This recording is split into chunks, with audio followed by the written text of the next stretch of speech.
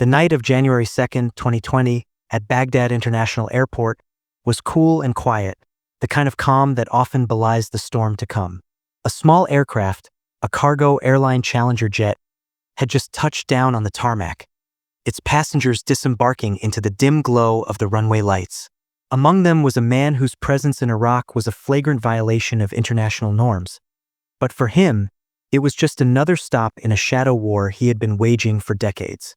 General Qasem Soleimani, commander of Iran's Quds Force, the master strategist behind Tehran's imperial ambitions across the Middle East, had arrived. He was met by Abu Mahdi al-Muhandis, the Iranian-backed leader of Kataib Hezbollah in Iraq. The two men, architects of countless attacks on American forces and their allies, climbed into a black Toyota Avalon sedan. Their convoy, 2 vehicles in total, began its journey out of the airport, heading down the access road towards the city. They had no way of knowing that high above them, silently painting the convoy with an invisible laser, was an MQ-9 Reaper drone, its Hellfire missiles already armed and locked on. For the United States, this was the culmination of years of intelligence, months of planning, and a presidential order. For Soleimani, it was the end of a road that had begun in a remote Iranian village, a journey that would see him become the most powerful and feared operative in the world, only to be erased in a fiery instant on a deserted road in Baghdad. This is the story of the most consequential assassination of the 21st century, a surgical strike that brought the world to the brink of a new war and redefined the rules of engagement forever.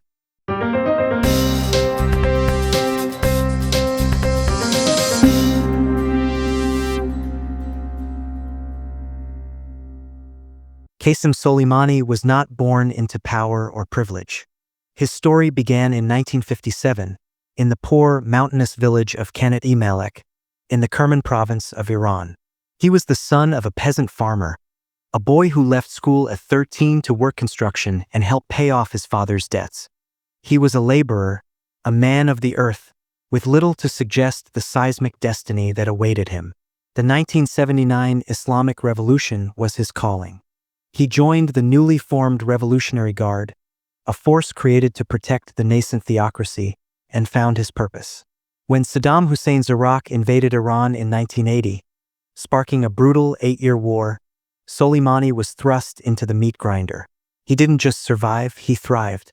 He displayed a natural talent for warfare, rising quickly through the ranks, not as a desk-bound officer, but as a charismatic and fearless commander on the front lines. He led from the front, participating in daring behind enemy lines operations, earning a reputation for coolness under fire and an unshakable loyalty to the revolution and its supreme leader. It was in the trenches of that bloody conflict that the legend of the general was forged, and where he built the network of loyalists that would later form the backbone of his Quds force. After the war, Soleimani's star continued to rise. In 1998, he was appointed commander of the Quds Force, the elite, extraterritorial branch of the Revolutionary Guard. His mandate was simple yet monumental: export Iran's Islamic Revolution and project its power across the Middle East. He was no longer just a soldier. He was a statesman, a spymaster, and a kingmaker. He built the Quds Force into one of the world's most effective and unconventional special operations units. Their weapon was not just soldiers, but proxies. Soleimani became the architect of what analysts would call the Shia Crescent, a belt of Iranian influence stretching from Tehran to the Mediterranean. He was the master puppeteer.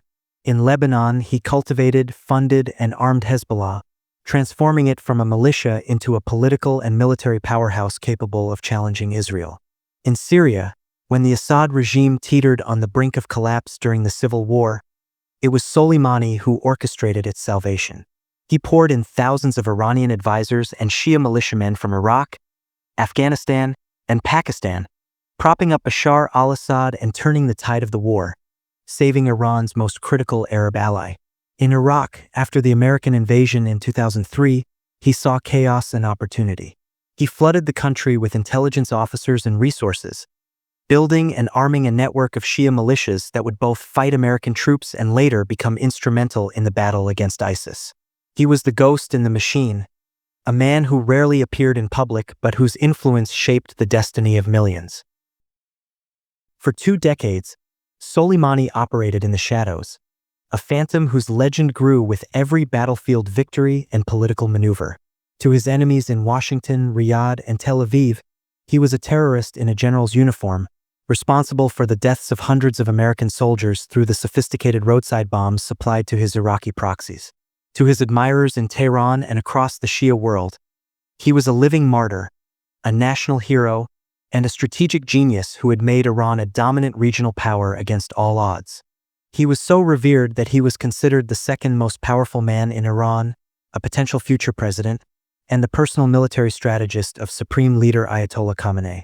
The US had him on its sanctions list and wanted him captured or killed for years, but he was always a step ahead, a master of operational security who moved like a ghost through the war zones he helped create.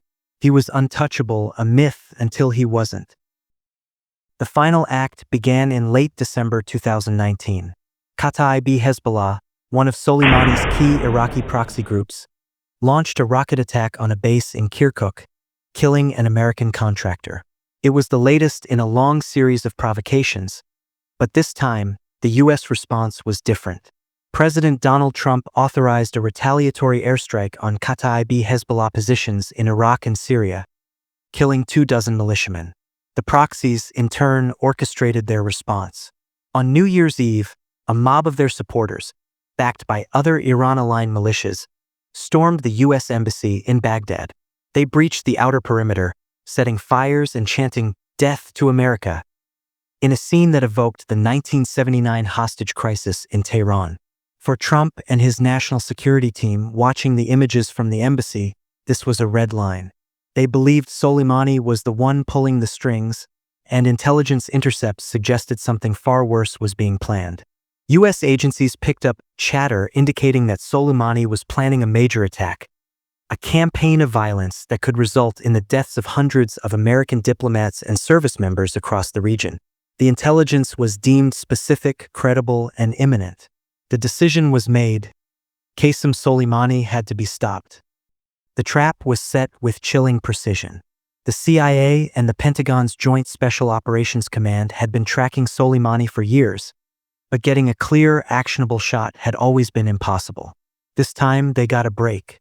Through a combination of signals intelligence, human sources, and unimaginably sophisticated surveillance, they learned of his travel plans. He was flying from Syria to Baghdad on a commercial charter flight. They knew his aircraft. They knew his arrival time. They knew who would be meeting him. As his plane approached Baghdad, the pieces were already in motion. MQ-9 Reaper drones, silent sentinels capable of staying aloft for 24 hours, were already circling high above the airport. Their advanced sensors focused on the tarmac. The order to kill was given by President Trump. The legal justification was self-defense, the prevention of an imminent attack. It was one of the most consequential decisions of his presidency.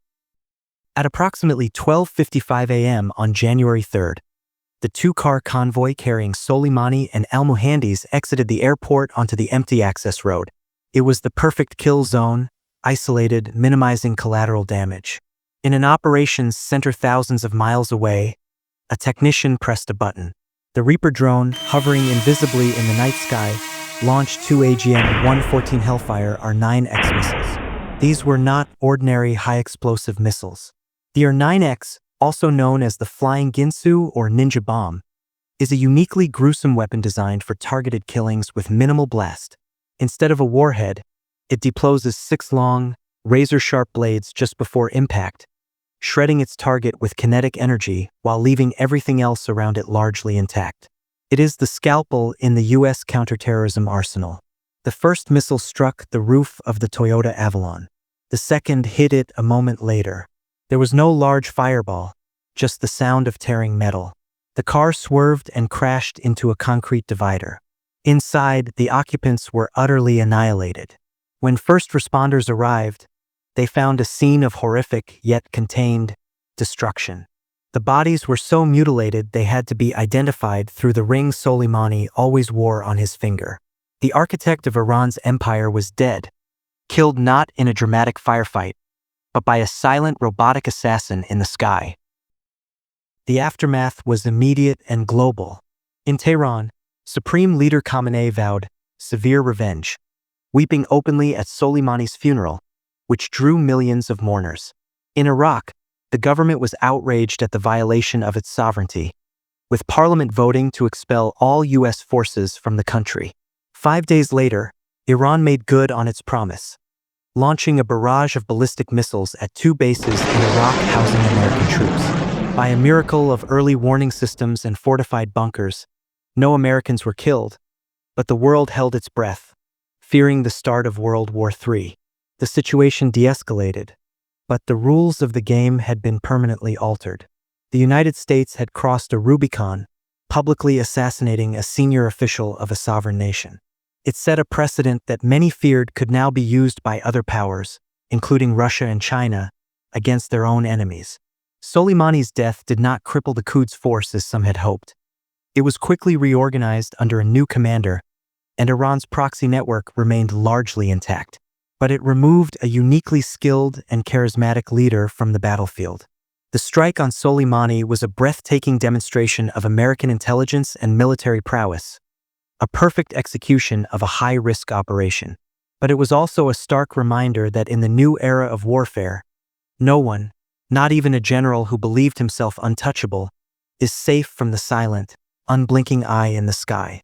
It was a victory of technology over tradition, a moment that will be studied and debated for generations to come. The day a drone came for a king and left a crater where a legend once stood.